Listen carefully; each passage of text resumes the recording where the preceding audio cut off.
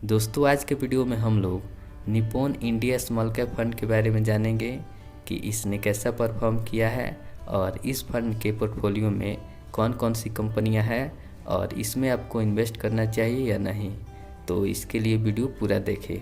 दोस्तों बात करें इस फंड की तो इस फंड का 96.7% पैसा इक्विटी में इन्वेस्टेड है, यानी अलग अलग कंपनियों के स्टॉक्स में इन्वेस्टेड है, जिसमें से लार्ज कैप में 7.9%, मिड कैप में 6.7% और स्मॉल कैप में 63.8%। तो दोस्तों यहाँ पे आप देख सकते हैं कि यह एक स्मॉल कैप फंड है, जिसकी वजह से यहाँ पे इस फंड का मैक्सिमम पैसा स्मॉल कैप कंपनियों में इन्वेस्टेड है। और दोस्तों अगर आपको नहीं पता तो देखिए, स्मॉल कैप वैसी कंपनियाँ होती है जिनका मार्केट कैप 251 से नीचे होता है। अब दोस्तों चलिए हम लोग इस फंड के सेक्टर्स एलोकेशन भी देख लें कि कौन कौन से सेक्टर्स में इस फंड का पैसा इन्वेस्टेड है।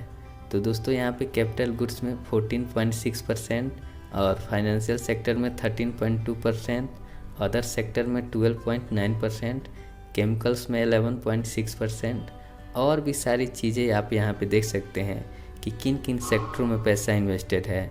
दोस्तों यहाँ पे टॉप सेक्टर्स की बात करें तो कैपिटल गुड्स, फाइनेंशियल और केमिकल्स है।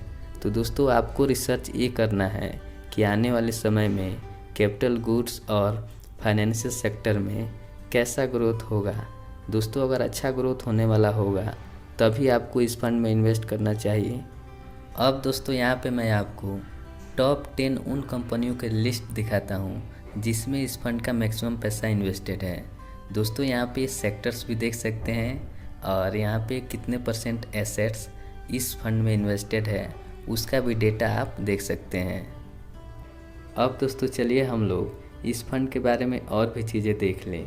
तो दोस्तों यह फंड 16 सितंबर 2010 को लॉन्च किया गया था और फंड साइज़ की बात करें तो फंड का साइज़ 23,756 करोड़ का है और एक्सपेंस रेशियो की बात करें तो 1.76% है जो आपसे ईयरली चार्ज किया जाता है।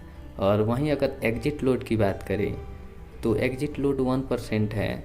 अगर आप एक साल से पहले अपना पैसा निकालते हैं तो आपको 1% का एग्जिट लोड देना होगा।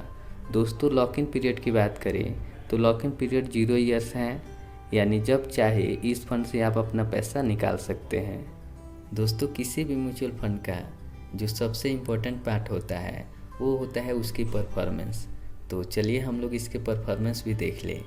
तो दोस्तों इसने पिछले एक साल में 11.8% का रिटर्न दिया है। वहीं कैटेगरी एवरेज की रिटर्न की बात करें तो 3.3% है, जो इस फंड से काफ़ी कम है। दोस्तों पिछले एक सालों में इस फंड ने अपने जो कैटेगरी है उसमें यह फंड दूसरे नंबर पर रहा है। वहीं पिछले 3 सालों की बात करें तो पिछले 3 सालों में इस फंड ने 31.7% का रिटर्न दिया है। वहीं कैटेगरी एवरेज की बात करें रिटर्न की तो 26% का है। और दोस्तों यह अपने कैटेगरी में पिछले 3 सालों में 4th नंबर पे रहा है।